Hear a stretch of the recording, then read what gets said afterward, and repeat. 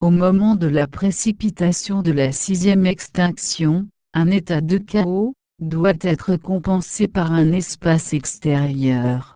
Cette sauvegarde a été décrite selon un art de la mémoire qui prit son origine connue, à Athènes, passant par Cicéron puis Bruno jusqu'à Freud. Cette colonne vertébrale qui doit permettre à l'humanité de passer au travers de l'extinction a été jusqu'à présent, longuement décrite par ailleurs. Il importe que soit signalé le verrou et son déverrouillage dernier, tels que Lacan et la cybernétique les ont signalés.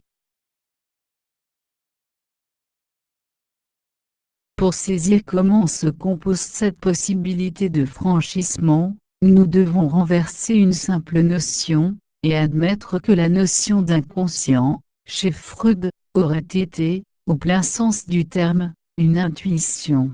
Intuition donc, de quelque chose d'autre, ou réciproquement, semi-conception de cette autre chose, qui aurait émergé. Il n'est pas difficile de trouver de quoi il s'agit. Freud avait pour contemporain, Haeckel, ultérieurement connu comme père fondateur de l'écologie. Haeckel était mondialement connu à l'époque, impossible d'être ignoré par Freud. Mais sa notion d'environnement n'était encore qu'un vaste amas d'éléments qu'il appelait des âmes, tandis que pour Freud, l'analyse de l'âme n'avait lieu que dans l'inconscient. Avec un siècle de recul, nous pouvons enfin voir que l'inconscient était l'intuition de l'environnement. Nous allons le démontrer en nous saisissant du verrou lacanien. Quand on commençait déjà à oublier tout ça, Lacan y revint avec deux choses, la cybernétique et la logique sociale. Ayant posé l'un et l'autre, il fit remarquer que la cause de l'humanité est le langage. Ainsi pouvons-nous dessiner dans la société son réseau, le tissu de la linguistique. Et alors Lacan vint au pupitre proférer son premier aphorisme, l'inconscient est structuré comme un langage, nous poserons donc ici l'inconscient, à l'image, comme un langage. Il y a donc là, hors de la logique sociale, quelque chose qui y fait écho, qui y correspond comme un langage. Pourquoi sommes-nous ici dans l'environnement?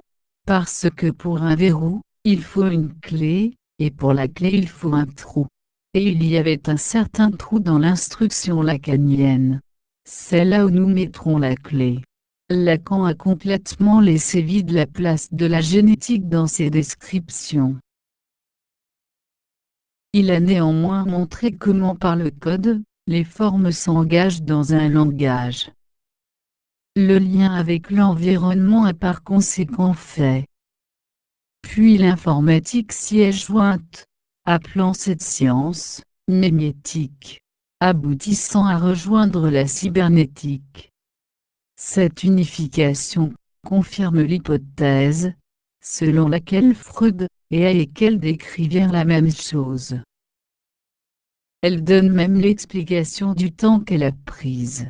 Lacan connut trop tard la génétique sexuelle, Haeckel connut trop tard la génétique elle-même, etc. Raison également pour laquelle, les politiciens, puisqu'ils n'assument pas la génétique, n'arrivent à rien faire d'écologiquement intelligent.